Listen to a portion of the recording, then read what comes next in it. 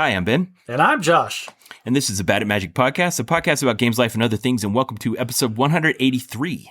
So, Ben, I am on the record as saying that the original Lego movie is probably the highest jokes per minute movie that I have ever watched and enjoyed. Ooh. Now I want to know that actual metric of JPM, but go on. That movie was hysterical. A laugh riot from start to finish. The first 15 minutes just getting through Act 1 where we're introducing our main characters is a riot. Oh, it's hilarious. The voice and they don't all land, but they just keep coming. Oh yeah, it's just a shotgun thing. I remember laughing so hard I cried at the scene where they go through the secret portal for the first time, and then the police cars like fly into frame and run into the wall, and then like 10 more come, and then there's this perfect amount of delay between every wave of an increasingly ridiculous amount of police cars, and then the helicopter crashes, and then they all burst into flames at the same time. Instantaneously, yes. I was crying. I was completely inconsolable. It was so funny. Okay. Anyway, all of that to say that the original Lego movie used precisely 183 unique Lego minifigures throughout the filming of that film. Awesome. Josh, you just made me realize, and we've done this in the past with other films where we've done a retrospective on them. We must do a retrospective on the Lego movie. Let's do it next time. Have we not talked about the Lego movie? I don't know, but we did a great one on the Incredibles, which I think is one of the classic episodes of the podcast. I'd like to do that with the Lego movie, so let's do that next time. All right, 184 people. It's going to be the Lego movie. Josh, I also have a bad at numbers. I'm surprised you were on this. I don't see it in your notes. Oh, dear. What I miss?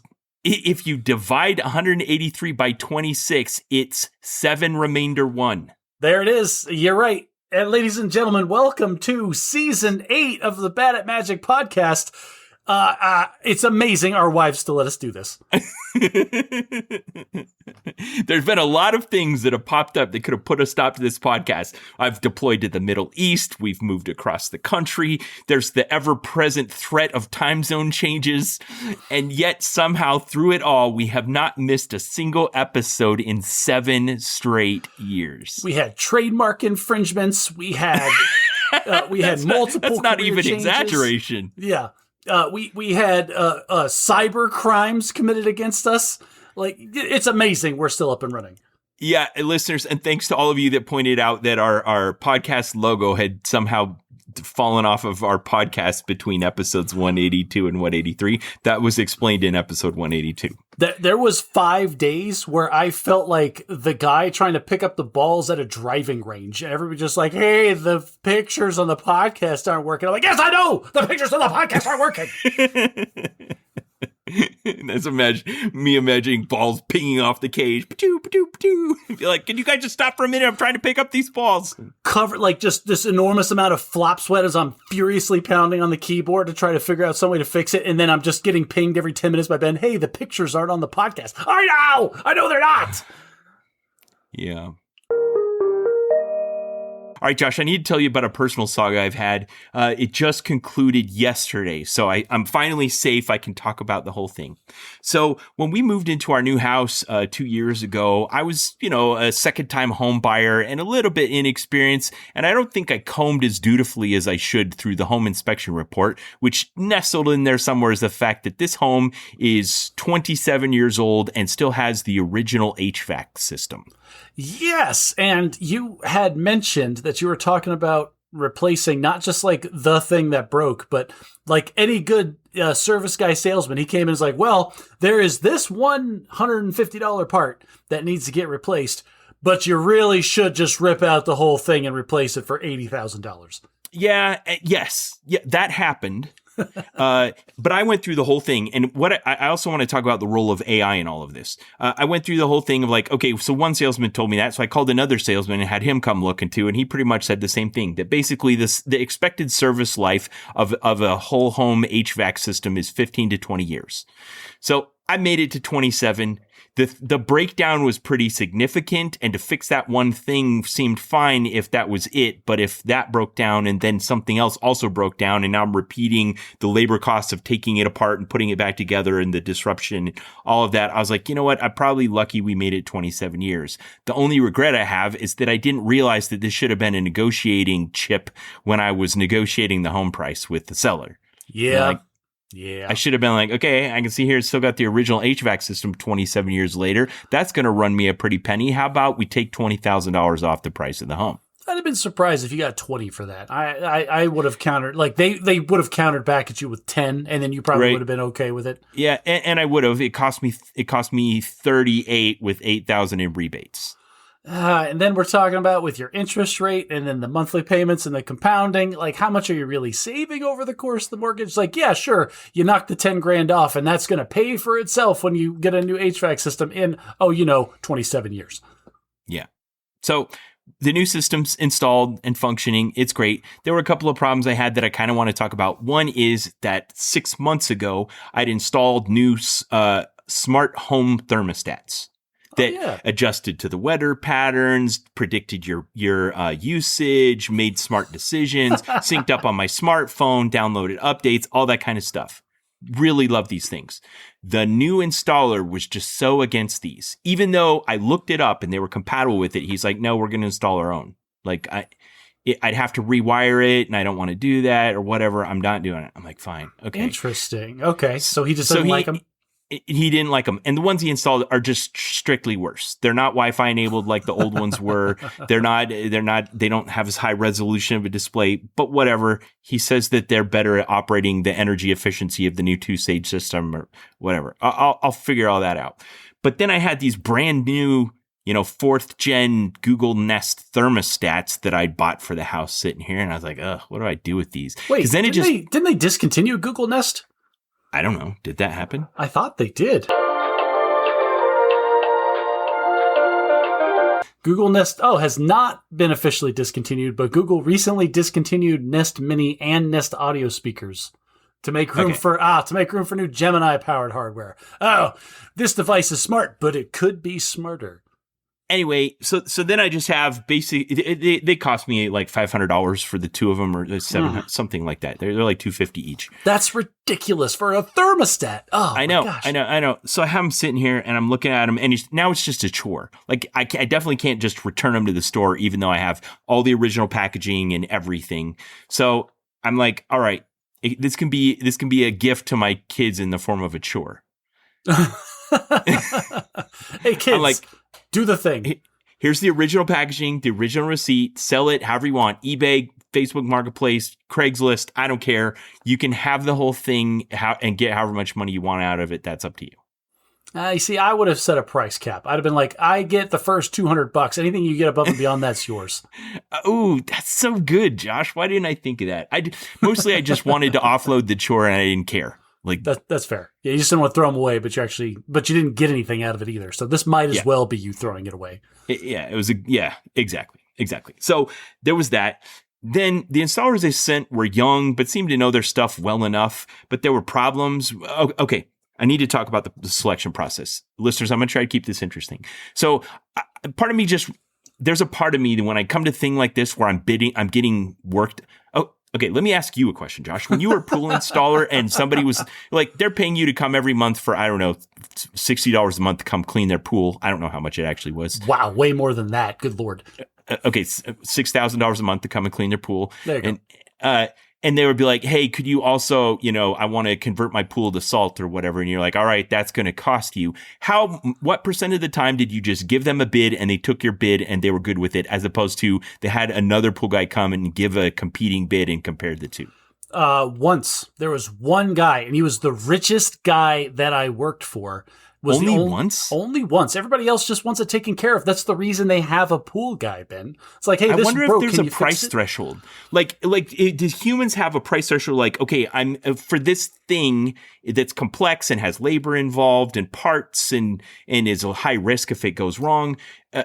If it's below $5,000, I don't care. But if it's above that, then I'll get two bids. I did a good job. people just trusted me, I guess. And then if anybody would have asked me, I would have told them, like, listen, this is my price and I'm going to do it right. You know me. You trust me. I'm here every week. I have absolutely no incentive to screw you over. Did you have any kind of idea? Yeah, but on the last podcast, or maybe the one before that, you're like, but I also padded the estimate a little bit, and if they ever push back, I'd come down. Yeah. No, I never came. No, hang on. I never came down. I would never negotiate down the price. I did have one person come and be like, oh, I want to add the whole automation thing where I can hook up my phone to my pool. I'm like, yeah, no problem. I install those for $2,500. And they go, if I pay you cash, can I get it cheaper than that? And I looked him straight in the eye and I said, no, you'll get exactly the same price. But did you have to pay like a 3% surcharge on credit card purchases? You give them a 3%.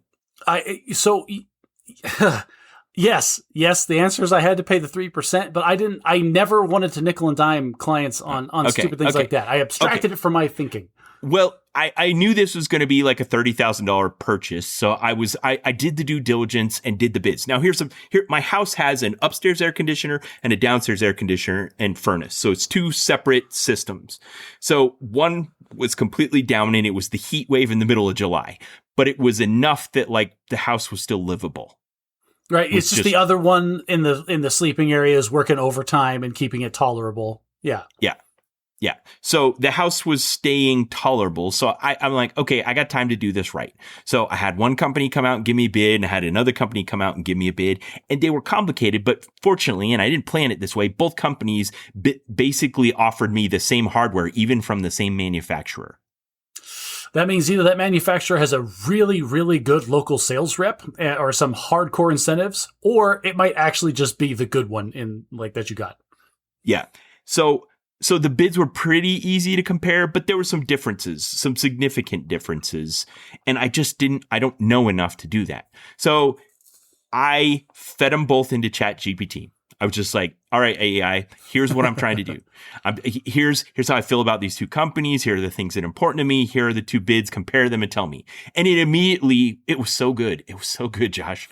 The feedback it gave me, it was like, all right, in this bid, this line item doesn't make any sense because this model number doesn't match with this unit price. And that might be a typo. Check that with them. If not, then you need to figure out what's going on here. And here they told you they'd give you this amount of rebate, but the rebate that's listed right now on your energy supplier's website has come down this much since then. So that's changed. And it just did all that for me, all of it. And it compared them item for item and talked about the reliability and the expected energy savings. We talked about this a little bit, I think, on the last episode. We just tried to estimate the amount of time that you saved by having ChatGPT do all this due diligence. Sorry. Yes. Okay. So I picked the company that had the lower bid, basically. like you do. but that wasn't my only factor. I mean, it really was a close decision. But ultimately, I decided to go with a smaller company that was closer to my house that gave a lower bid. So they came out and sent their young team and did the installation, and it was a little bit rocky. Not a lot rocky, just a little bit rocky. Like the day they showed up that we'd planned to do it, I had to rush back from the family reunion to be here for them to do the installation. And they're like, we were supposed to start today, but we don't have all the parts. I'm like, okay, well, don't start working because I only have one working air conditioner. I don't want you to take it apart and make my house unlivable in the middle of this heat wave because you just want to do as much as you can and stay on schedule, but make my house unlivable. Yeah, like, that's kind of dumb. So they worked whatever magic they had to in the back streams and eventually coughed up the parts in enough that they roughly stayed on schedule. However, the next week after they finished so they got both air conditioners installed in 3 days. Which seemed reasonable. I mean, they brought in tons of new ductwork and wiring and plumbing and, wow. PVC pipe. And you had a real, what? Dude, I have two air conditioners in my house. I had one complete one, like ripped out and replaced, but it took probably 3 hours. Like what? Not just the condenser outside, but the furnace inside. Yeah, the air handler. I'm talking about the air handler in my attic too. It completely handles the air in a different way. Like they were here working hard the whole time for 3 days. Okay, I believe you. Anyway, they finished both air conditioners on Friday and then said, we're going to come back on Monday and test the heating. It's a gas furnace. We got to go through all the safety checks and leak tests and stuff like that. And we don't want to turn on the heat on you today. So we'll just get out of here. They left and came back on Monday and did that. And then they left. And it was operating fine for like 5 days. And then it tripped the breaker and stopped working. Oh, that's fun. So we call them out and we're like, come fix it. So they come out to the house, and I was here when they got here, and I went down to the basement with them, and we were both kind of just going in there dark. Like I'd just gotten home from work. They just got here, and we went in, and he took off the front cover, and he kind of went, uh-oh. Uh-huh. Oh, I'm glad I was here to hear that. And he holds up a wire that's charred clearly from an electrical fire. Oh, fun. That's cool. Yeah. No problems. Yeah. So what they had done is that while they were testing it and operating it, they'd taken a length of wire and wrapped it around the like safety switch that can tell whether the front cover is on it or not. Okay. Just tied it shut so that it thought it was closed when it was actually open, so they could work on it and test it. Gotcha. Okay. But then they didn't fix it, and then it melted through. Yeah. Well, this wire that they tied around it either wasn't insulated, or was the exposed contact on the end was touching one of the contacts on the back where it was wired up, and shorted it out to the ground and caused the fire and ruined the switch. So this is all warranted. Hey, this is all warranted. You need to fix this. Like, yeah. Obviously that, but it also felt like a really bad practice to tie off the safety switch with a conducting wire and then leave without taking it off. Like even if while you're working it and installing it, you tie it off, I'm sure that's fine, but they forgot it. Yeah, forgetting it's the bad part. Like doing the little jury rig so you can have access and do your stuff. Listen, service guy's got a million tricks like that. You gotta remember to undo it before you leave. But it ruined the switch. And then he was getting ready to leave. I'm like, okay, would you go up in the attic and make sure they didn't also tie off that safety switch and forget to take it off? And he's like, okay. So I give him a ladder, and he climbs up in the attic, and he comes down holding another wire. And he's like, yep. Ooh. You see, I was going to give you crap for being that guy.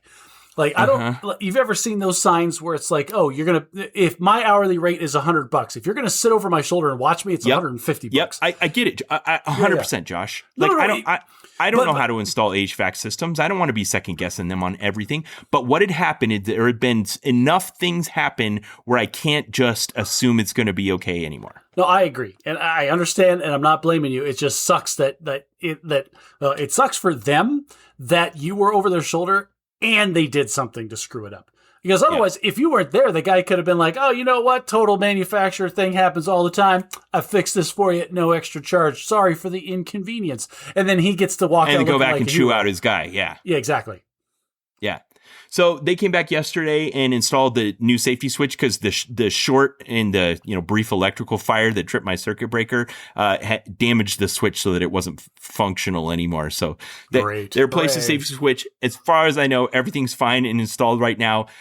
Ask me if all of that headache and problems and stuff would have happened if I'd gone with the other company that was $2,000 more expensive. I don't know. Hey, ChatGPT, simulate an alternate universe where I went with the other person and tell me how it went. Maybe. Was it worth it to go through that headache and stuff and save that money? I think so. I think that's where I'm at. I think the amount of heartache and problems and stuff has still been below the threshold of how much money I saved. Well, that really depends on how much money you saved. It was $2,000. Yeah, okay, that's fine. So that's all over and behind me, just in time for this huge rainstorm to come through and cool the whole temperature off by like 20 degrees, and now everything's fine. I'm going to call this bad at drinking. So, Ben, we are celebrating. We want to say it's the end of summer. It's not. It doesn't get cool in Arizona until October. And I know that. My kids know that. But we're pretending it's the end of summer because they're going back to school. And, it's not going to be... We're not going to be able to go in the pool anymore because you guys are back in school. Ha, ha, ha. So we went back into the pool for one last time. We've probably been in it like maybe half a dozen times this whole summer, okay? And my wife and I, we enjoy the pool differently than my kids enjoy the pool. My kids enjoy the pool like kids. My wife and I enjoy the pool by being in the shade, floating in floating things, and drinking adult drinks. That's how we enjoy the pool.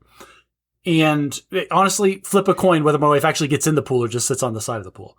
Can those two things happen simultaneously? Like, are your kids calm enough that you can still enjoy it in the adult way while they're enjoying the kid way? Or are those two things mutually exclusive? They are not mutually exclusive. they can be calm enough to let us enjoy it, but they know that after a certain point that if they harass me enough that my inhibitions are gone enough that I'm going to start harassing You'll them join back. the kid games. They'll suck me into it, yeah.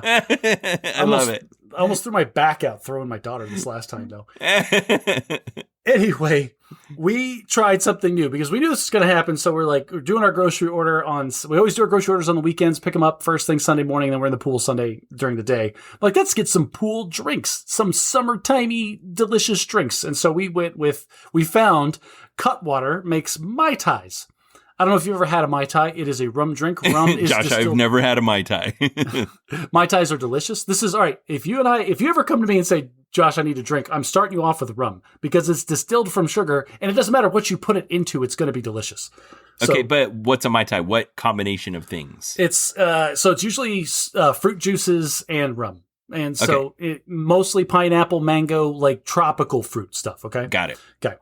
So we ordered a Cutwater. I don't know if you ever heard of Cutwater. It came in a little 4-pack. It's 4 12-ounce cans of pre-mixed Mai Tais. And so we're at the pool and we got 4 and there's 2 of us. I'm like, okay, we both cracked one open, cheers, and we drank. And my wife goes, oh God, this is so sickly sweet. And I'm like, it's like drinking a popsicle. And I shotgunned my first one.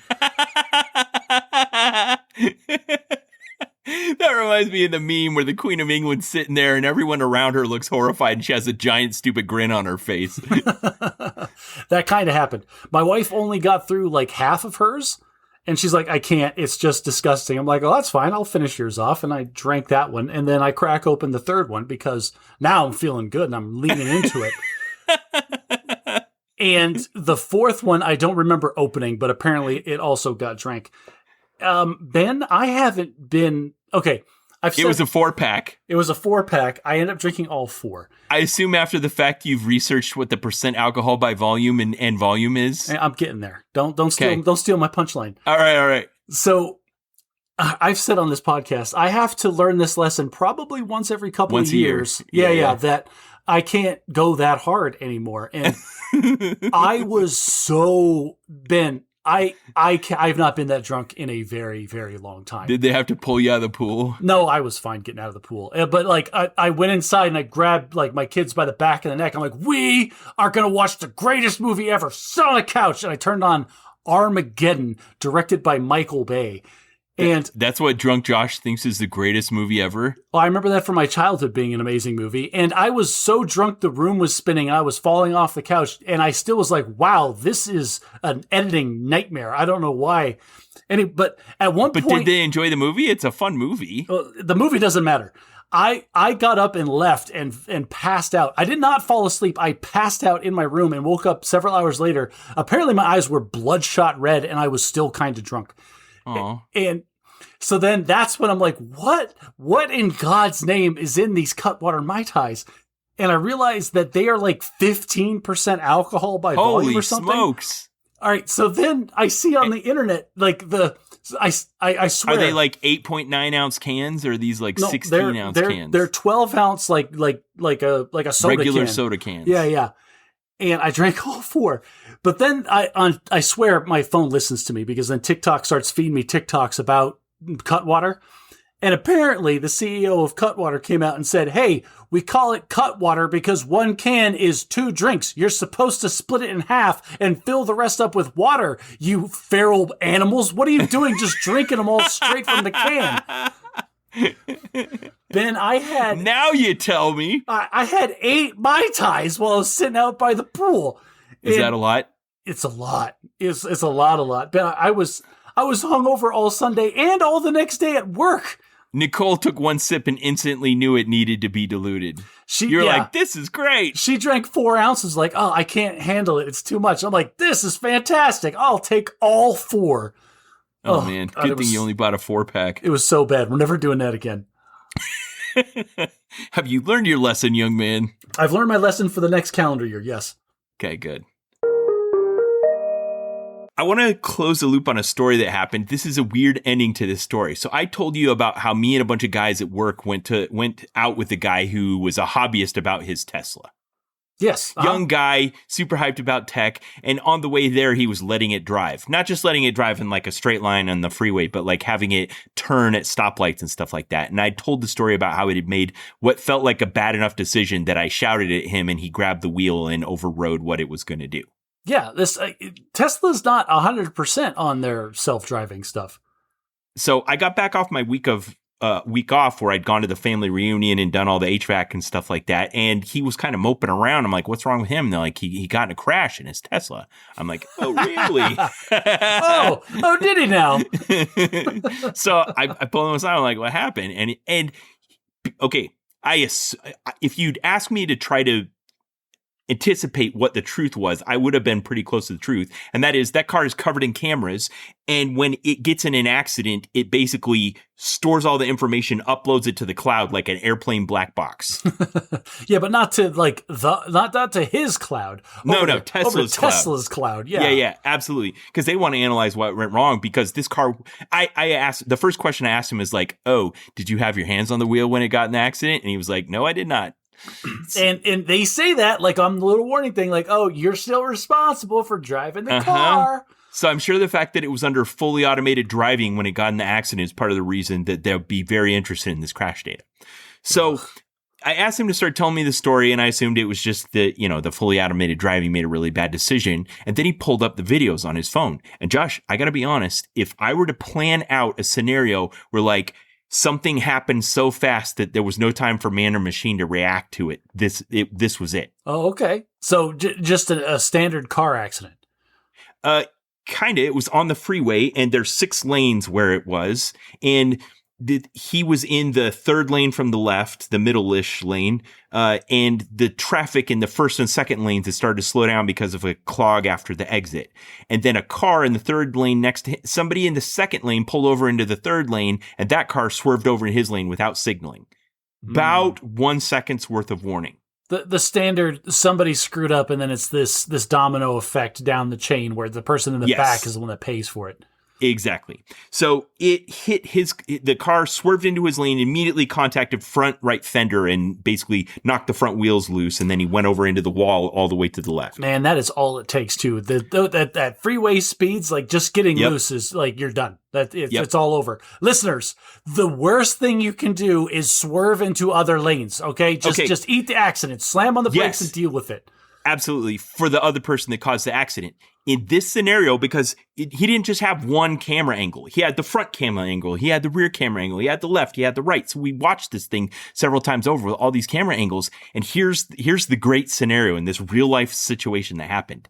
Tesla's reaction was, like you said, to follow the rule, which is when someone swerves into your lane, the best thing to do is, instead of reacting and also swerving, is just slam on the brakes, stay in your lane. In this case, that absolutely would not, or could not have prevented the accident. I believe it. Yeah. It wasn't possible to avoid that way. If he had swerved to the left, this chain of 3 cars that all swerved one lane to the left would have just ended in no accident. Only by coincidence. Only by coincidence. Okay, thank you. There just happened to not be someone to the left in his blind spot when all that went down. But he would have had to know that and had his hand on the wheel and not be listening to the radio and have like whip crack reflexes. Yes, all that. However, I think there might have been time for the Tesla to check and make an illegal lane change to avoid the accident. Ooh. Oh, interesting. Oh, now you're raising some interesting questions. Yes. At what point does driver safety exceed the threshold of obeying the law? Yep. When does Asimov's first law of robotics overpower the second law of robotics? This is it. I think that if the Tesla had been like, okay, I don't have time to, okay, this car's swerving, it's about to cause an unavoidable accident. However, the lane to the left is clear, and although I don't have time to signal and move over according to law, but if I just swerve into the next lane, this accident will be avoided. How long would it take, like, the Tesla to switch from, obey the law mode to screw everybody, save the driver mode? Like, your brain went to exactly the right place, Josh. And nobody, that can't be a thing. And it can't be a thing because I know. nobody is drawing that line in the same place, which means everybody's just going to argue about it. I know. Here's where I wanted to find some nuance. The laws about lane changes are different in different states in the United States and around the world. And they're written for humans to signal to other humans about decisions they're making. Maybe the laws aren't just programming it by default to do what a human has to do isn't the right thing to do in this overlap period where there's both coexisting. Maybe the machine should have a different set of rules. So rather than saying the machine's breaking the rules, no, the machine just has a different set of rules because it has faster reaction time and is never not paying attention. At the same time, I will happily pay the ticket for making an illegal lane change if a cop decides to pull me over, if it prevents me from getting my car totaled. Right. Like, this is the happiest $300 citation I've ever received. Thank you, officer. Now kindly go serve and protect somewhere else. Right. And sometimes, under emergency circumstances like that, if you narrowly avoid an accident, you may not know how close you came or what would have happened if it hadn't. Like, there's no way to know. The car that contacted him spun out and hit a white truck that was following too close behind both of them. Well, the car that hit him pit maneuvered itself. It's amazing it didn't flip upside down. Yes. Yeah. And then that accident was really bad. Like, his car was totaled. Don't get me wrong. His car was totaled, but he was fine. Airbags deployed. But no injuries, everything was, even though they were traveling freeway speeds. Most like non-trivial accidents these days, the car is going to be totaled because the car is designed to basically implode to prevent injury to the driver. It took us a long time to figure it out, but yeah. Also, auto manufacturers, they get it both ways. Oh, we are the absolute safest in the world, and if you get in a fender bender, boy, you got to buy a whole new car. It's brilliant, Kronk. This is a positive externality. Win-wins, high fives, everybody. I mean, if you want to distill it down to its barest essence, what is the value of a human life? Is it more than the value of a car? And if it's not, then where's the cut line? It depends on the person and the life. But no, that's not. I'm not saying that in some people deserve to die. I'm saying that in. There are people in certain circumstances where losing their car is equivalent to like losing their life. Like, wow. If they're so That's on bleak, edge. Josh. Well, no, there's people in this country You're not wrong. on the edge. Okay, so today I spent all day with my daughter buying a new car because she recently got in an accident that totaled her car and she needed a new car. So we went to the car dealership and I was having a parenting moment. Here's the parenting moment. Like she's been taking the bus and the train to get to work, which is far from where she lives right now for the last 2 weeks, and really been feeling the pain of this. And just, we live in a country where having a car almost isn't optional. Like, I don't want to. Almost? It is not optional. That's not true, Josh. And I feel like I don't want my privilege to show too hard, but like there are still people who get to work taking the bus and the train. And I'm not saying I'm just categorically better than them. No, and those people live in downtown, in cities that have mass transit systems like New York and LA and San Francisco. Well, Salt Lake City happens to have a pretty good mass transit system. It's just, it's the poor tax. Here's the poor tax. If you drive your car, even if there's bad traffic, she's going to get to work in, 45 minutes. Taking the train takes 2 hours. So that's just an hour and a quarter tax on your day that you pay to not have the freedom of a car. Yeah. That's exactly right. She needed to pay that for a while to make her really actually feel the pain. Because up until this point, you've been kind of insulating your kids from these totaled cars. I know, Josh. I know. So that was part of the decision. So the check from the insurance company came back and positively was significantly more than I expected for the car that was crashed. So it was like $36 instead of $12? No, I bought that car off of my sister for $4,000, got it repainted for another $4,000, put some seat covers on, replaced the stereo, fixed a few things, and the insurance company gave us almost $10,000 for it. Man, I'll tell you that so every once in a while you get a banker in your favor. You just keep your mouth shut. Yeah, I know. Well, I mean, maybe in the secondary market for, early 2000s Toyota Tacomas is just really good. And a pickup truck. Of course, dude. Does it still run? Good Lord. Yeah, pickup truck. I know. But it looked like it was a nice truck before it got in the accident. After the accident, you probably could have sold it for $15,000. Anyway, So we had the money. We went to the dealer, and she found a car that she likes, but it was more than the money that she got, and she was going to need to finance some of it. Now I can walk in with my 850 credit score and score her like the lowest possible. Listen, don't flex too hard. 850 credit score. I just got it today. I didn't know what it was. You realize it's like the best, right? No. Like, did they hand you a glass of champagne after they gave you that credit score? It was like 843 or something like that. It wasn't 850. Still. Anyway, so she here's what I wanted to do. I wanted her to own this, own the mistake, own the cost of it, own the decision, own the thing. I'm there advising, like saying, here's the difference if you take this, if you finance it for 60 months versus 72 months, or if they offer you this interest rate, or 72 months at 18% sounds fantastic. It's like, yeah. So what happened is she went in, she applied solo, and she flagged, her credit scores in the 600s and flagged as subprime and got diverted into that process. Well, what I didn't know is on a Saturday when the car dealers send out an application that's subprime, it gets flagged for human review and it ends up in a queue, and you end up sitting there all day waiting for financing approval. So they can accelerate that. They're promising us it'll be any minute, but we're waiting and we're waiting and we're waiting. And it's not happening. They finally come back and be like, maybe if you just sign 2, Dad. And I'm like, I was kind of trying to avoid this. So I took her outside and I talked with her, and I told her why I hadn't decided up to that point to co-sign on the loan. I'd be like, regardless of what happens, the fact that I'm putting my name on it means they treat it as my debt. If you don't make your payments, I have to make them, or it hurts my credit as bad as it hurts yours. Yeah. And this is kind of us entering in a business agreement where we're both entwined in this until it's over, regardless of what happens. Like if you wreck this car, now I'm entwined in it too, because I owe money on this car. Yeah.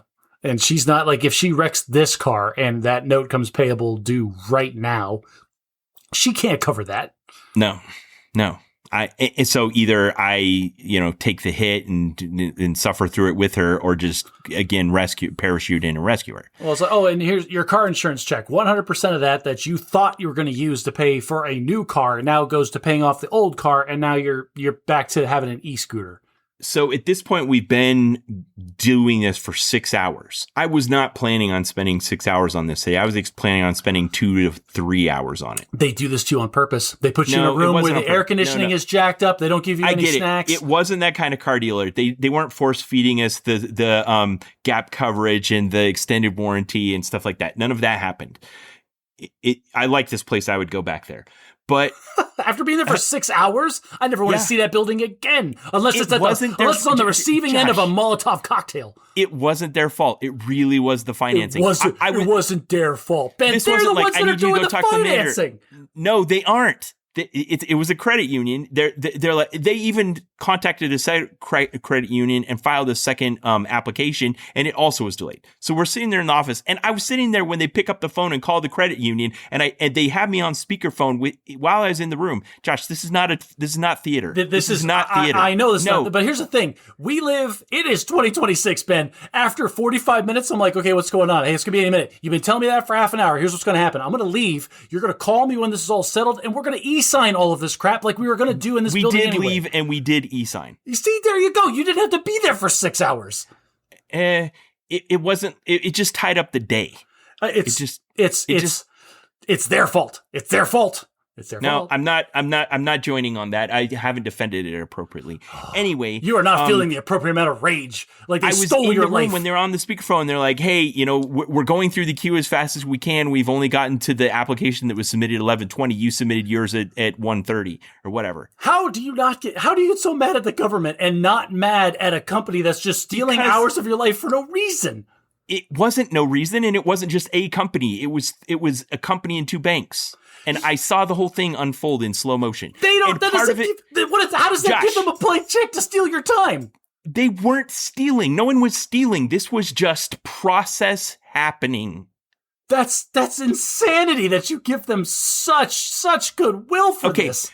Well, part of what you're pointing out that's a good point is that the fact that we happened to go on a day when a bunch of people were trying to buy cars and the banks were backed up and making financing decisions wasn't really our fault. It's just like going to Disneyland on a busy day and spending a lot of time waiting in line for a roller coaster. Same kind of thing. You know what I mean?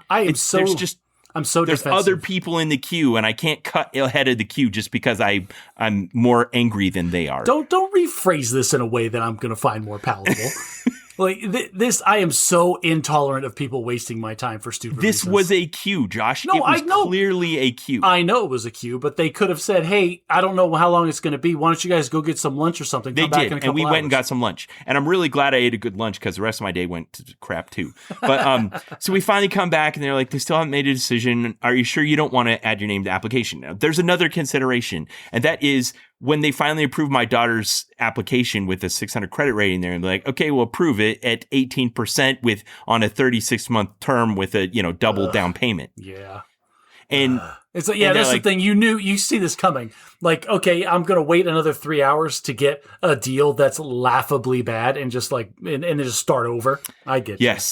Yes. So I finally like, all right, fine, put me on the application. They're like, oh, 843 credit score, thumbs up. Good to go. 0 down, like 3% interest, no payments until 2027. Sir, please, thank you for coming in and blessing us with your presence. Please have a glass of champagne. Let's go sit in the nice waiting room. That's what happened.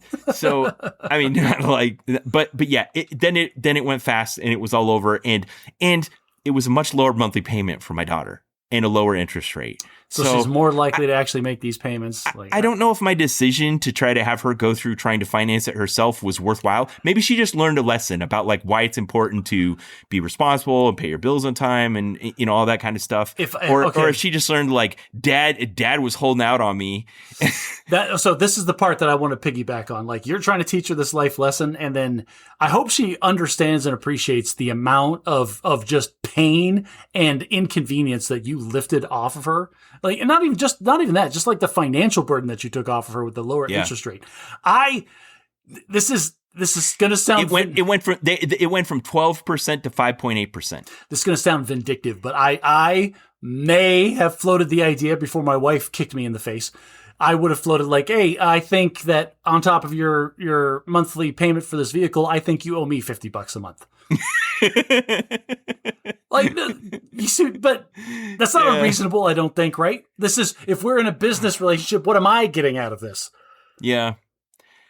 And I also, okay, so all that's over. It's like 6 p.m. now, and I'd started at like 9 a.m. So Meanwhile, I finally looked down at my phone. I got like 3 text messages from my wife like, hey, I bought this king size bed on Facebook Marketplace. Could you go pick it up? I'm interpreting at this conference. I'm like, okay. Listeners, Ben is underselling it. Are you going to tell this whole story? Are we going down this rabbit hole?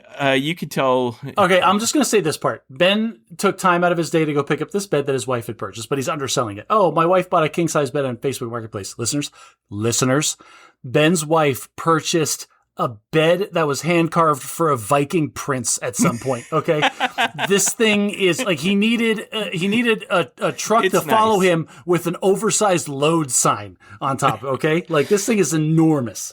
Okay, it's really big.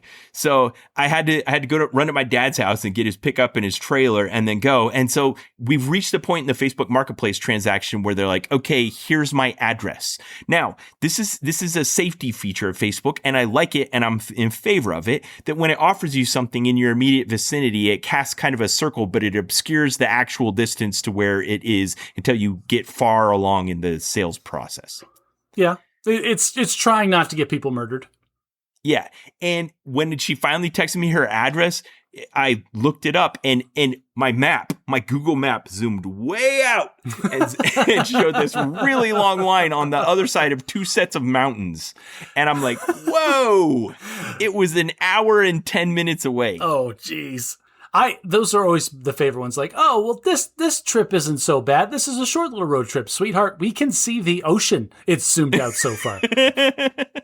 Yeah. And I was like, oh, man. So I text the lady and she's like, so when are you going to get here? I'm like, tomorrow? Yeah. And then she said, oh, you probably should bring a trailer. I was like, okay. So I went through all the work of getting the truck and getting the trailer. And I finally got there and the sun was setting on my day that I thought I was going to have to do some other stuff. Man, the last time I used Facebook Marketplace, I met a guy at a gas station and it really felt like a drug deal. It's like, hey, you got my 5070? Yeah, I got your 5070. You got my $300? Like, it was sketchy. So you had a better time with that. Okay. Well, Josh, this morning you went and saw Spider-Man Brand New Day, and I've seen it, and it is time for a spoilery review. Spoilers for Spider-Man A Brand New Day, everybody, because holy crap, Ben. Holy crap, Ben. No I know. wonder people were mad Josh, at me I hadn't seen it yet. Right? And so many people have seen it, and I don't know, even though it's only been out for 2 weeks, I don't know how badly we need to worry about spoiling it. Like, people went and saw it. That was, it was a good movie, Ben. Like, I know. All the characters played an important role to the main storyline. It felt like it was dense and thick, but nothing was there frivolously. Like, they just did such a great job. I have a few complaints, but only because I feel obligated to try to come up with something. To be honest, I had a great time. Like, this is the reason that Spider-Man is the king of all superheroes. This movie just showed it. Oh yeah. This feels like, again, one of the couple few big summer blockbusters that I was waiting to come out and see. Like, it was so good. Okay.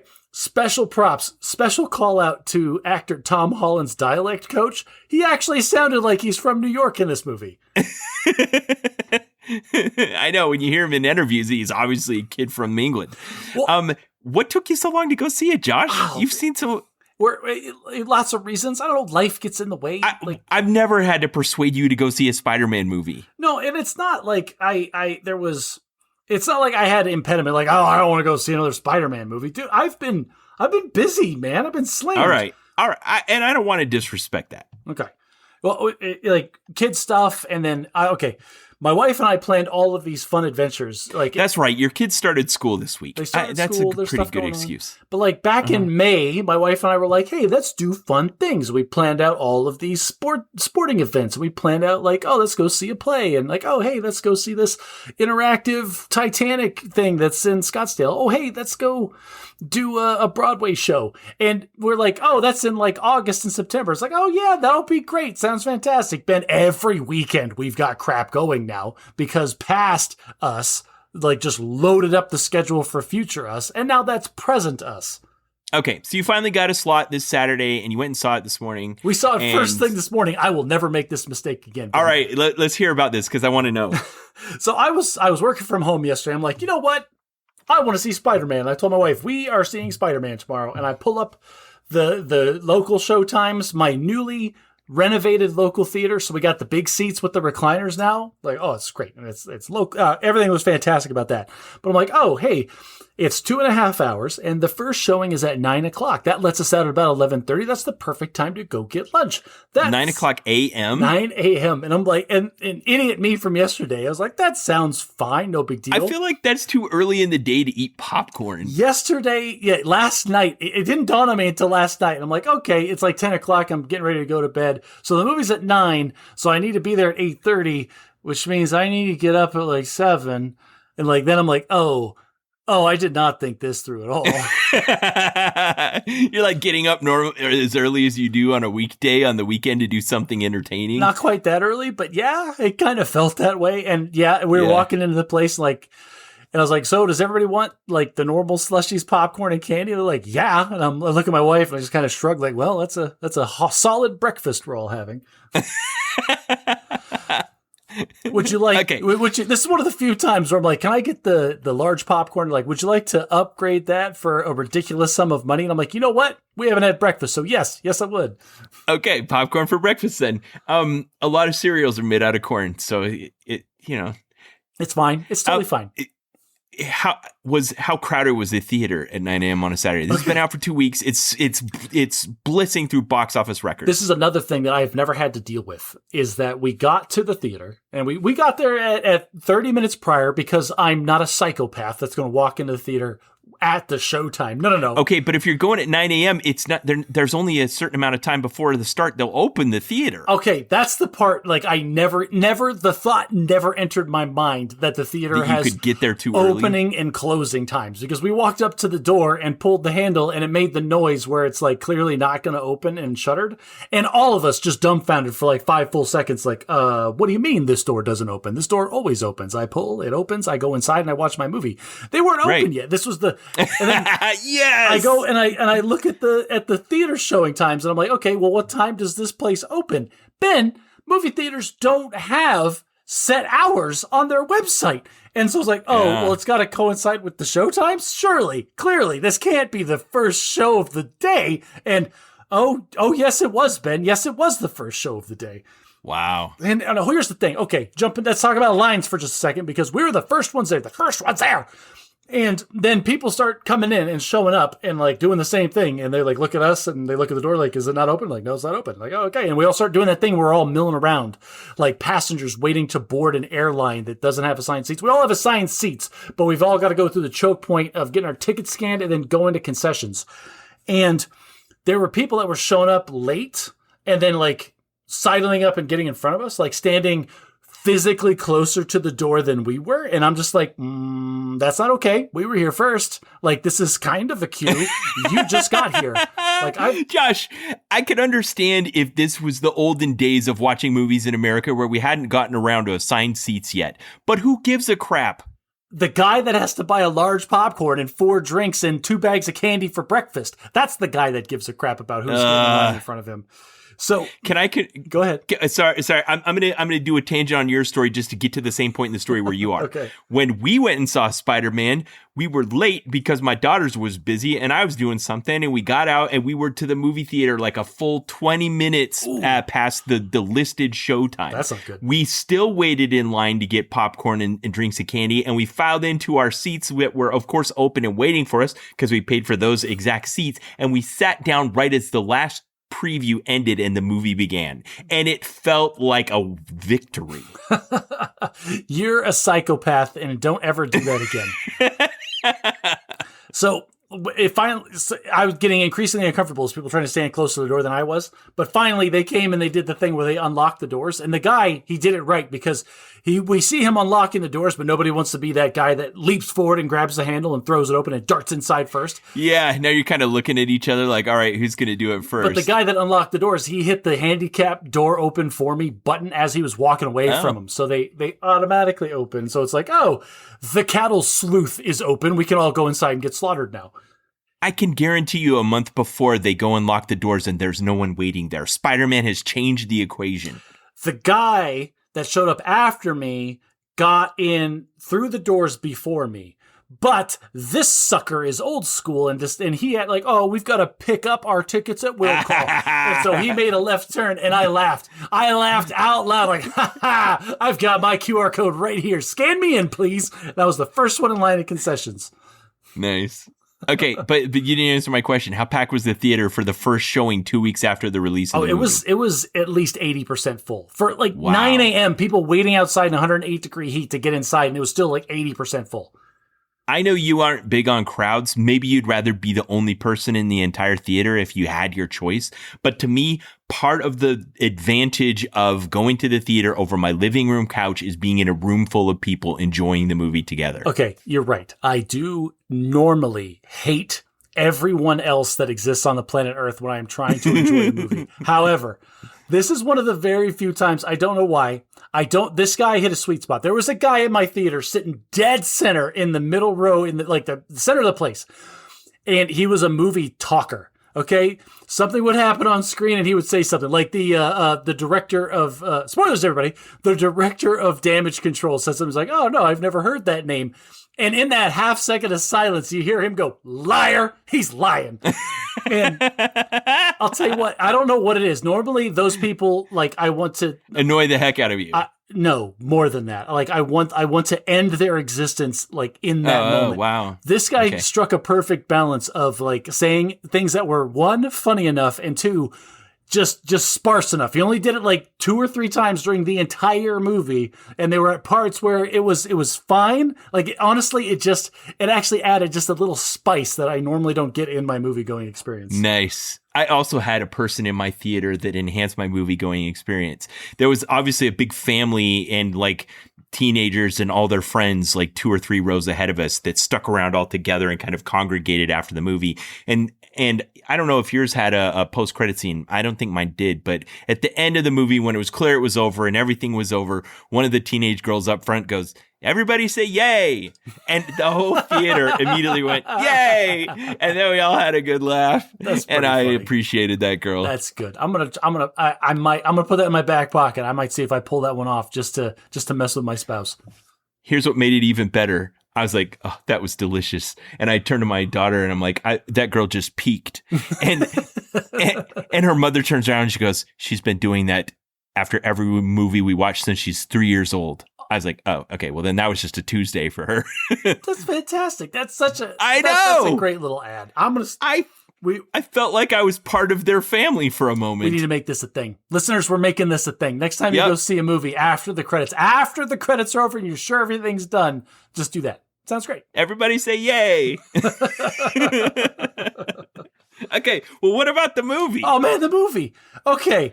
Like, all right, the trailers did an excellent job of misdirecting in my expectations. I think so too. Yeah, I did. I tried to stay spoiler-free. There's just some mysterious bad guy that's controlling people's minds. I didn't spend a lot of energy trying to guess who in the Marvel Cinematic Universe has this power and capability. Oh, Ben, there's a whole section of the Marvel encyclopedia that can do this. I know. But no one that they've introduced already. So it felt like it had to be somebody new. Sure, fine. I don't want to spoil that part. I would have. You don't? I don't. Come on, I don't want to spoil it. No, hang on. We're not there yet because they spoiled Frank Castle. Like the Punisher was going to be in the movie. Yeah, in all the trailers. But I thought he was going to be like a tangential bit. I thought he was just there to like, oh, hey, by the way, we also have TV shows that you should watch. But no, he's a main character, and he served the plot. Both plots, the plot that was happening in the story, the emotional plot that was happening with Peter Parker, like it was so good. And then the dialect coach, when I was saying like he actually sounded like he's from New York, when he was arguing with Frank Castle, like his accent got thicker and they like sounded like two guys that it was so good. They wrote their interactions so on, well. Frank. Yeah. Yeah. Okay. I want to give this the full Bad at Magic treatment because I think when you came out of the movie and said something about it, I may have sent you a text that said this was a great example of what happens when you have a well-written character who is chaotic good and a well-written character who is lawful evil. Hang on. Is Punisher lawful evil? Is Punisher lawful? Absolutely. No, you see, here's the thing. I think they're both chaotic good. They just they just have slightly different ideas of what the ultimate end state is. Peter might be more lawful than actually Peter's definitely more lawful than Frank Castle is. This is you're doing the thing again. Like just because somebody kills somebody or they breaking the law doesn't mean they're not lawful. They serve a different. I didn't say that. I said Frank is lawful. He's lawful evil. Yeah, that's just because he kills people doesn't make him evil. Like evil is more of a self. What? Why not? Because all right. In this context, evil is I am defining good and evil as altruistic versus self-serving. Evil is the self-serving. Good is altruistic. That's fine. And that kind of short circuits the argument we were about to have because I think yes. What is the underlying assumption of the axis of which you're basing this on? Ben, I will never argue with you about where somebody lands on the chart. I'm going to argue with you about the chart. Okay. Anyway, I found that dynamic of Peter's way of trying to do this without hurting people and maybe, versus Frank's of just like, I have decided who is bad and I'm going to do this my way. Oh, this is a perfect. They're a great contrast because they're both trying to achieve the same thing. Peter's like, oh, we need to, help the law enforcement catch the bad guys. Yay. And Frank's like, nope, we need to erase them from existence. And that doesn't put them at odds with each other. they were friends. They were clearly friends who, they didn't realize and they their were friendship friends. grew. No, in this. They were in New this York film. style friends where they're screaming at each other until they ended up being friends. Yes, but there's this great moment where Peter needs to protect MJ, and he's like, "Who's the only person I can trust in this moment that's powerful enough and trustworthy enough that I can count on in this moment to protect MJ?" And there was only one person. It took 2 tripwires for me to realize where he was. I thought he was just like stashing her in some random building. And he's like, wait, why are there traps here? That's why there's traps here. Yeah. Now, have you consumed the Punisher content? Like, do you watch the Punisher series and stuff like that? I'm going to start. That actor was fantastic. I've watched it. Yeah? So I'm already very familiar with John Bernthal as the Punisher, and he's great. He's great. I seriously underestimated how good he was going to be as the Punisher until I saw this movie. And I told my wife walking out of the theater, we need to watch this Punisher show because that guy's fantastic. Yeah, he's done 2 seasons and then like a feature-length movie that was released directly to Disney Plus that I just watched a couple of weeks ago. It's fine. It's fine. Yeah. But you don't need to have watched any of that to get the idea that the Punisher is the guy whose family was killed by some bad guys and he turned into a vigilante, and his idea of is that the system is broke and the only way that bad guys are really going to get what's coming to them is if I give it to them. Well, and that's the thing. He's like, he kills them. It's like, oh, we're going to rehabilitate. We're going to send them to jail. We're going to have them like, and he just gets like, no, these kinds of people are so bad. They're just working the system. They're irredeemably bad. They need to go away forever. Yeah. And that ultimately becomes the plot point that brings all of this to a culmination, in that Peter goes in without Frank. Frank disagrees with him on what the solution to the problem is, and Frank is going to use his 50 caliber sniper rifle to end the problem. All right, two notes on this real quick. One, it is genius that the writers inserted them into the universe like mid relationship. We didn't need any explanation. Like, just right off the bat, we know what they're about. Yeah, and it was great. They're both from New York. They're both from New York, and they're screaming at each other. They know, Frank, go home. Like, they want to stop the bad guys. They know each other's names. They've interacted. Like, it's great. It was perfect. I loved it. It was hysterical, and we didn't waste any time establishing their background. Yeah. Yep. Second, my daughter, like, he shot. All right, first of all, this is probably the only nitpick of the whole thing. Hey, Spider-Man, just push her out of the way. You don't have to take the bullet. 2, my daughter goes, oh, is that bad? Is that a powerful rifle? I'm like, let's put it this way. That rifle should have split them both in half. That rifle, that's a 50 caliber BMG. It was engineered to take out tanks at a mile away. Like, no, Spider-Man, you're not just taking this bullet and being fine. Yeah. Okay. I have a problem with this particular trope, this plot device of unavoidable bullet that one person takes for the other bullet. This isn't the first time it's been used in the Marvel Cinematic Universe. Think Quicksilver in Avengers Age of Ultron. Yeah. Like, which they in the other movies where Quicksilver is in, we watch him push bullets out of the way with his finger. Right. Right. Yeah, exactly. So this isn't the first time they've used this particular plot device. It was fine. It set up what needed to be set up, which is Peter's injured. Frank realizes he was wrong, and then it kind of gives us a denouement as the movie's coming to a close. No. Frank did not realize he was wrong. Frank was like, oh, I shouldn't have shot at you. Yeah, but he also wasn't like, you stopped me from killing that person, and now that you're disabled, now I can kill them uninterrupted. I mean, he could have. Like, he was just like... But he didn't. He realized he was wrong. That's the evidence that he realized he was wrong, is that he didn't finish it. I don't think we have evidence that he was wrong. I think he lost his opportunity of a person that can freeze time and take over his brain. I think that's what actually happened. Yeah, but you're also kind of downplaying the significance of Frank's, John Bernthal's understated performance as Frank Castle. He changed his mind. Okay. All right. Maybe I will defer to your greater knowledge of this iteration of Marvel's Punisher, which I need to get more into because that was fantastic. Yeah. Okay. The misdirect of the trailers with the red hand. Like, I saw the red hand. I'm like, oh, these are the bad guys. This is clearly like the Avengers level threat that Spider-Man has to take out. Some deal with the hand. No, they were security guards. They were a nuisance. Security guards. They were a nuisance at best for parts of the movie.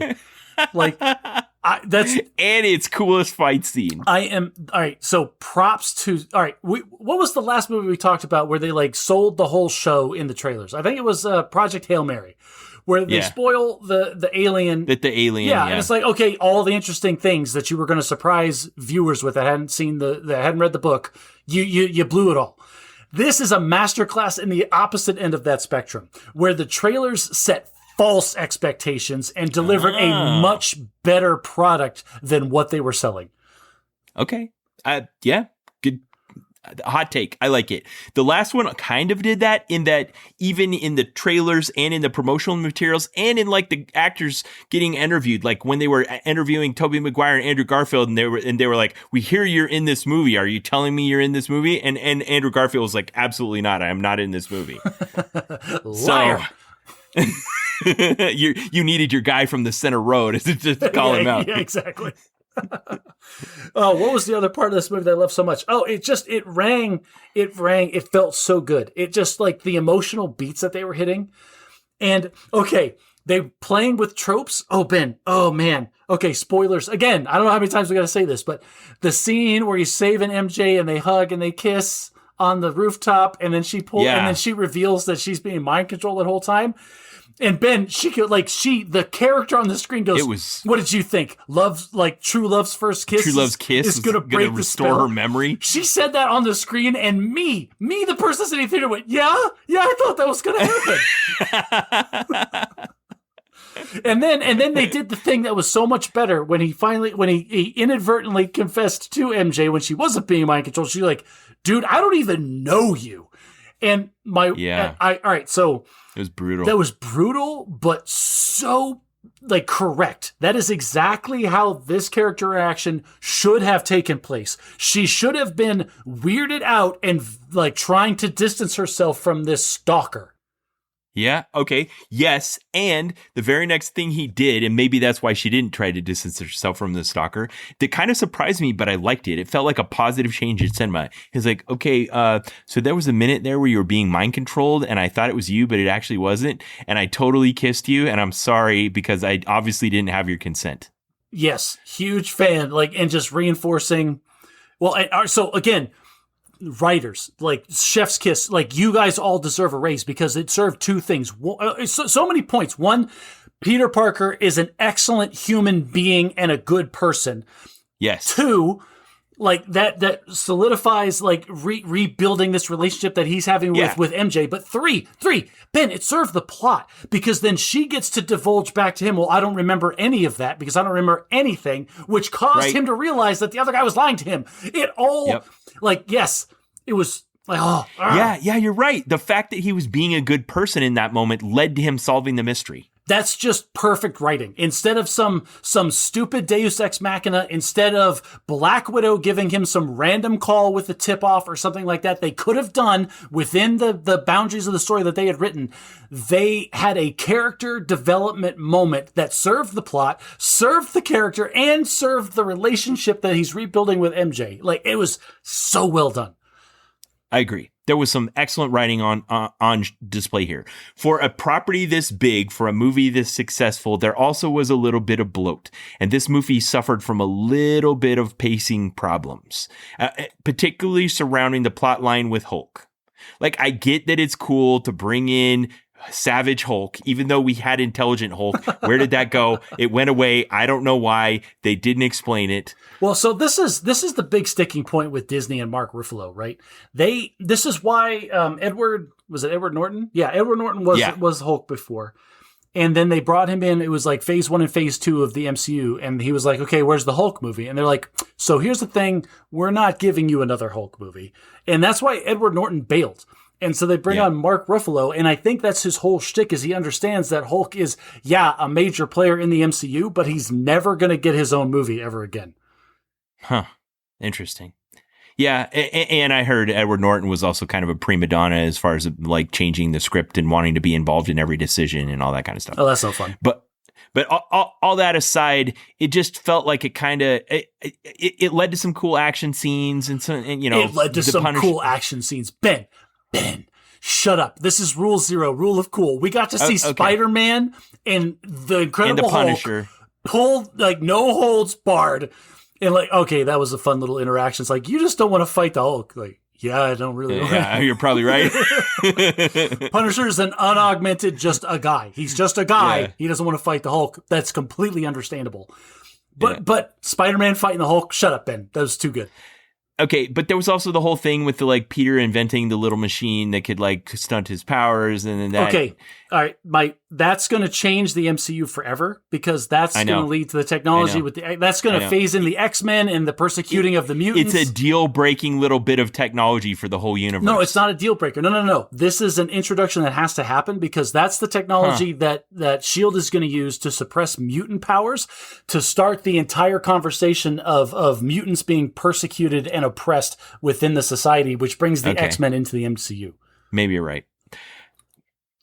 Anyway, so then there was a whole deal with we just had the Thunderbolts movie, and now there's the new Avengers, and there's Yelena, and she gets to kind of chew the scenery a little bit and have a fun cameo, which was enjoyable, but also unnecessary, where she's telling him he's small potatoes, and she only does big potatoes, and that's become a big internet meme.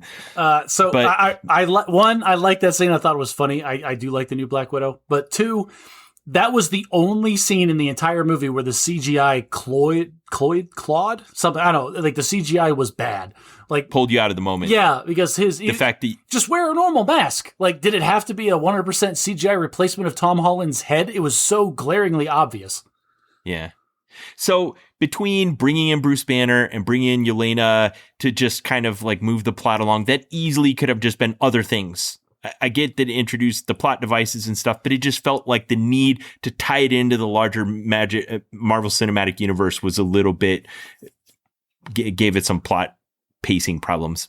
I'm fine. It was fine. The one thing that I really had a problem with was, okay, so he's having this struggle that I think was meant to be a little bit of a metaphor for becoming an adult, where all of a sudden he has this disruptive emotional event where, MJ tells him off, and then the spider stuff gets out of control, and he's fighting it off. But should he embrace it? Can he control it? What does it mean?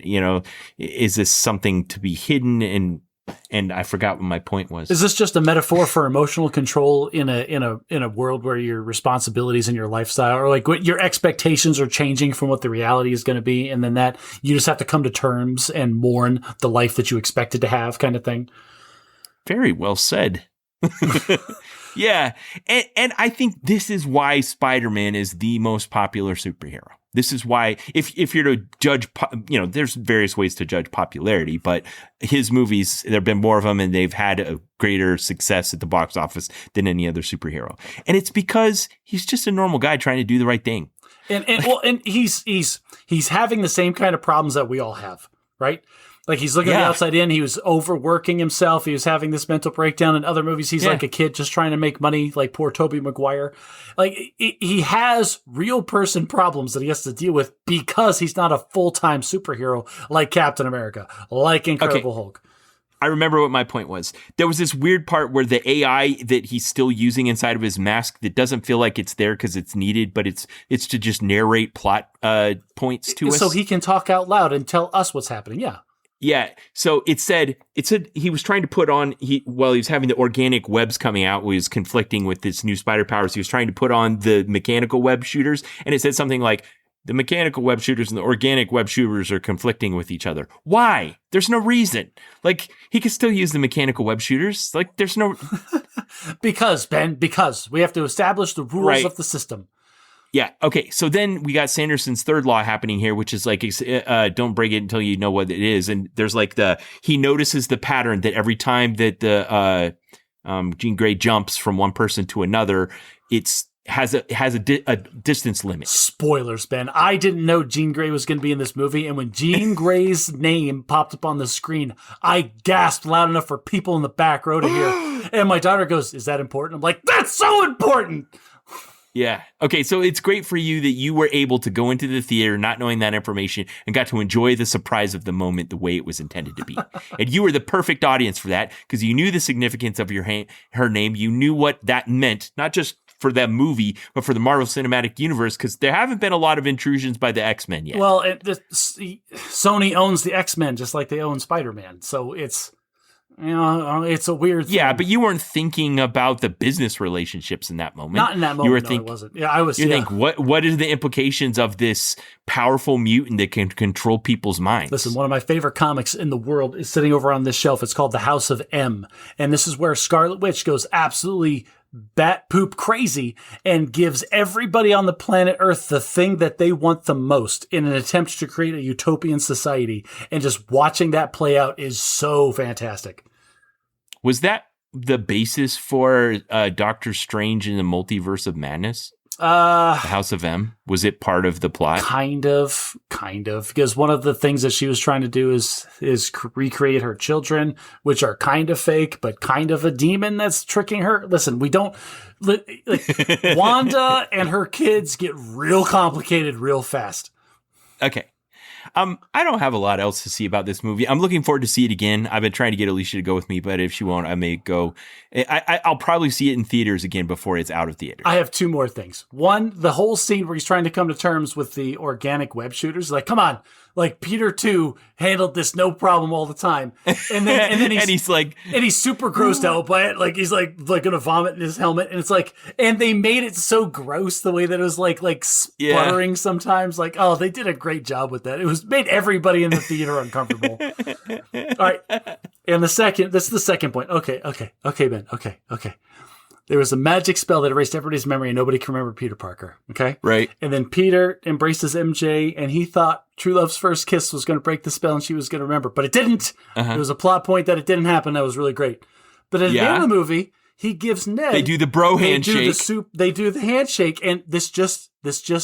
And it broke the spell because he remembered. Bros before hoes. Bros before hoes, Ben. Like, man, MJ and I may have had some chemistry there, but Ned and I built the Lego Death Star together. Women will come and go, but the bro code will never be broken. Okay, Josh, I want to know what this next note in the show notes means. Okay, Ben. Okay. So, my daughter still goes to elementary school. My son's in high school this year, but my daughter still goes to elementary school. And we don't want her walking to school in the morning. We don't trust her to get herself up and out the door at the appropriate time because she's 11. So we pay for before care. That gives us enough time that we can drop her off before we take, it opens right at the time. I got it. Yeah. You got to offset the day one direction or the other. Yeah, exactly. So she's a latchkey to allow kid. for an adult work day on top of a 6-hour kid school day. Thank you. She's a latchkey kid coming home, but in the morning, we want to make sure she gets to school on time and gets to school breakfast and all the things. So we drop her off. It opens at 7 a.m., which is like the latest that it could possibly open for us. It would be great if it opened at 6:30, but we're not talking about that. So I was working from home on this past Friday, and so I do my best to make my wife's life as easy as I can, even though I screw up constantly. But I took my daughter to school to drop her off on Friday. And as I'm dropping her off, I'm pulling up into the driveway in the little pull-about where they have for the buses. And I put the car in the park, and she gets out to go get her backpack. And I watch as an adult man comes out of the daycare for the elementary school, the before and after school care, with his dog on a leash and goes back to his car and spends an extra 30 seconds getting the dog off the leash and putting the dog into the car and closing the door and then getting on and driving away. And all I could do was grip the steering wheel until my fingerprints were indented into the fabric. Like, dear God, why? Okay, the dog was in the car with him. He got to the daycare center. He got out, went inside, 2 minutes tops, back in the car. Is that what you're saying? Two things. Why get your dog out, put it on the leash, take it in with you, bring it back, and put it back in the car? Is that the question? I will extend some grace. Like, why is your dog even with you in the first place? You're dropping off your daughter or your son or whoever at the freaking elementary school before care. Okay. Listen, there's explanations. Maybe the dog had to go to the vet. Maybe they were going someplace else. Maybe there's reasons that he needed to take the dog with him to wherever he was going post dropping somebody off at the elementary school. Completely fine. I will extend that much grace. You spent 90 seconds out of your car to go sign your child into this building, which is the first door. It's right there. I can see it from here. Did you have to bring your dog with you onto the public school grounds? Okay, I want to do maximum hermeneutics of generosity here, Josh.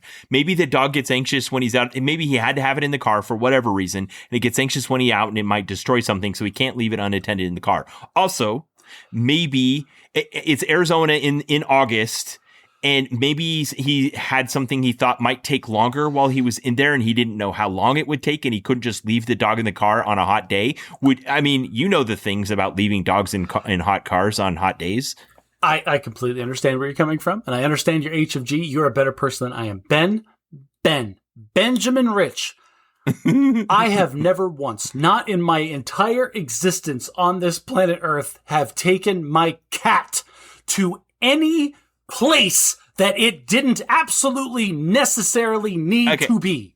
Okay. One other thing I want to say. Let's say I was, for whatever reason, I was going to go get in the car with that guy, and he got in there, and just as his buddy, I was like, bro, did you really need to get the dog out of the car to go in for 90 seconds and come back? Maybe he would have been like, I thought it might take longer than that, and I didn't want to leave it in the car, but it only ended up being 90 seconds, so I guess that looked kind of dumb, huh? Maybe that's what he would say. Has anyone ever brought a goldfish to a restaurant that you're eating at? Okay, cat, goldfish. How many different ways are we going to poke this straw man? Has anybody ever brought their hamster in a gerbil ball and asked the hostess at the restaurant, "Is it okay if my gerbil runs around the restaurant while we are here?" It may have happened. I want to say what could be the possible weirdest pet? Maybe like a raccoon or a ferret. We as a society, I don't know which one it is. I don't know if we have extended more grace to dog owners than any other pet owner on the planet Earth, or if dog owners are just the most audacious MFers that are stealing these rights from people or expecting. Maybe dogs truly are man's best friend. I will hang up this fault with we've already got an hour and plus on this podcast. This episode can end right now. All right, time to transition to a new segment. What is this next thing? The next thing? Okay. So this is actually part of what I'm reading right now, Ben. Let's talk about what we're reading right now. Because I've in record time, it takes me like a full 8 months to go through the Wheel of Time in any amount of at a normal pace. But I have chewed through 7 books of Dungeon Crawler Carl like they're candy, and they're just gone. Oh, Dungeon CC is Dungeon Crawler Carl. Okay. Yeah, Dungeon CC, Dungeon Crawler Carl. It's DCC on the internet, but I didn't know if I knew that well enough to remember it in the future. You know how you. Okay, so you finally finished with your reread that you have to do when a new book comes out, and you've made it to the book that just came out. I've just started. I'm probably 15, 20 minutes into the new book, and it's already chef's kiss, just hysterical. I've laughed out loud multiple times to the point where my wife is looking at me funny when I'm folding the laundry. Okay. And I'm supposed to I don't want to talk about the new book yet because I haven't set up my mind. It's fantastic. Okay, got it. Far. So you're still on the previous one. So on the previous one, I just wanted to point out, it's really interesting. Spoilers for Dungeon Crawler Carl, everybody, because in the third book, you didn't get to this point because you stopped reading the series. I enjoyed the first one. It just didn't make me want to read more of them. All right, so this is one of the key critical plot points that weaves through all of these different books and the different levels of the dungeon is he gets a book on the third floor? I think he's on the third floor. It's called the Dungeon Anarchist's Cookbook, and it's this thing that's kind of hidden in the code of the dungeon because everybody else sees it as just stupid recipes for chicken and goblin parts, but he has a special skill where he can read notes posted by past crawlers, and they've all signed it. And so he has this access to this trove of additional information that nobody else does. And it's half super important to help keep him alive and just information he needs that is useful, and half just it reads and Matt Damon did such a great job with this. It reads like passages of prisoners of war writing in a diary left behind for the next person to find. Ooh, that's interesting. Yeah, and it just weaves this really great thread through time, and he feels and he calls them his brothers, in his posts that he puts into the book, because he's the 25th author of the Dungeon Anarchist's Cookbook. Ooh, that's kind of bleak too. It's maybe like them, I will die someday. But here's the thing: in the 7th book, they get to faction wars, and he manipulated the system to where he has his own army. He's not supposed to, but he got his own. He just through sheer antics, right? And people watching from the outside saw all this happening and knew, and they flocked to him, and a ton of people showed up to be part of his army. And on the DL, like 5 of them point themselves out as prior authors of the cookbook. And like they're and it's great because there's these scenes where they say a thing that triggers a response, and he goes and he realizes the name matches up, and they like hug and they're like crying, and everybody else in the room's like, Carl, what the hell's happening? He's like, oh, it's fine. It's just so emotionally moved that they'd show up here. Nice. So anyway, it really felt like this. They do this all the time. Prisoners of war actually left notes for each other, and that helped people get through. There was famously V for Vendetta. That's a huge plot point in it. Is that in his cell he finds like the writings of a prior person that had lived in that cell, and it just gives you this human connection in this time of unprecedented craziness that you need to keep going. Okay. Bear with me for a sec while I make a connection that I felt just now as you were describing that. To me, my faith represents that in some ways, in that I believe that I have an immortal soul that existed before I came to Earth and is going to exist after I leave, and that everyone else who's ever come to Earth has done that too. And so when I study my scriptures, my religious books of the past, it feels like that book of people who lived before, who also were in the system and part of the game, recording their experiences and sharing that with me. Oh, that's really nice, Ben. That makes me think of, there's a short story. I think it's by Andy Weir. It is by Andy Weir. Have you ever heard of The Egg? No. Okay. Kirk Cassett did a wonderful short video about it. It's 8 minutes long. I'm going to link it in the show notes. And I don't want to spoil it for you. If you haven't seen it, it's great. And it's another take on this like larger than life religious cosmic idea of existence. And I really like that one. I'm not a spiritual person, as you know, but I really like this one, and I'm going to share it with you. Cool. All right. I am reading Becoming by Michelle Obama. This is her memoir that was published in 2018, 2 years after they'd left the White House. On the surface, and maybe at the time, I thought it was just this cynical, like, hey, I just spent 8 years as the first lady. Here's my cash grab to try to, sell my, I got a book deal to sell my memoir and tell my story, because the first ever Black first lady, and here's my story. All the things. And at the time, it didn't interest me.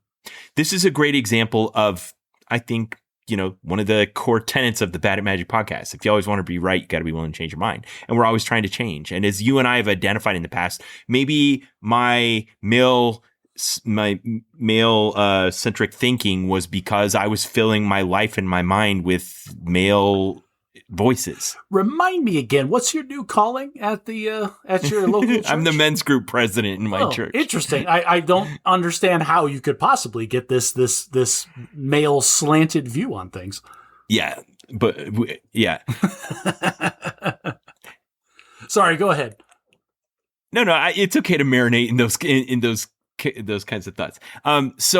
But anyway, this was just in my queue because of the kind of books I've been consuming. Maybe because recently I've been making a concerted effort to consume more books by women authors. Then I'm interested in memoirs and biographies, and it was just on my list in Audible, and I saw it and it just called to me. So I put in the queue. I immediately started listening to it, and Josh, oh my gosh, I have enjoyed this book so much. Yeah? So much that I would recommend it to anyone. Interesting. Okay.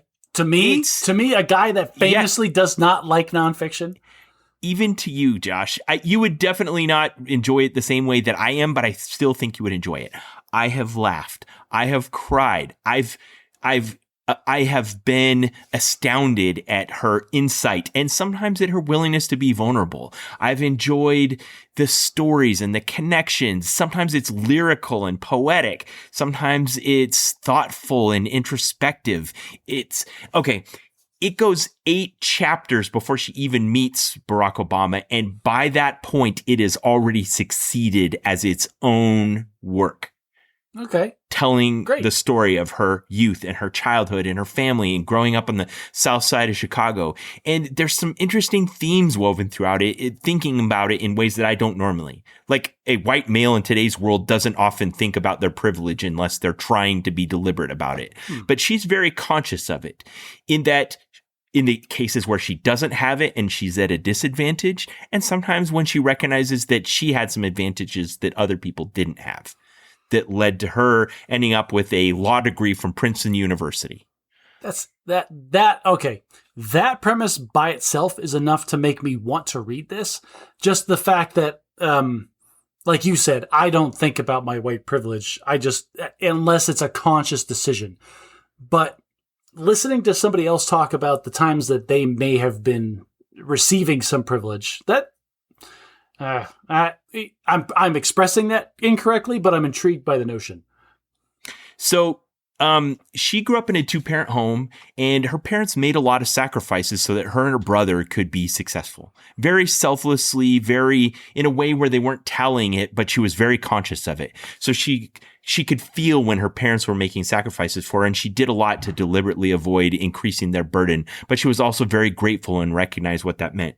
Her father died when he was 55 years old of complications surrounding his multiple sclerosis, and probably some of those complications arising from the fact that he would forego medical care to give her more of himself in his time. And there was kind of just this ethic of not trusting doctors or people in power and that kind of thing. Yeah. But that's a real thing. Yeah. So she ended up as working as, a junior associate at a law firm in Chicago. And so poetic. Oh, it's so poetic. As a girl, when she transitioned from middle school to high school, she got into a magnet school, but it was 90 minutes away from her home and her family couldn't afford to transport her. So she took the city bus every day, like right into the heart of downtown Chicago, then made a transfer like right in the middle of downtown, and then took the bus someplace else. And every day. Well, hang on. Why is it when Michelle Obama takes the bus 90 minutes one way, that's a triumph of the human spirit, but when your daughter has to do it because she wrecked her car, that's an inconvenience. And a triumph of the human spirit. She's just drawn me in, Josh. I was describing the book to someone else that I care about a lot, and they were don't you dare call them your best friend.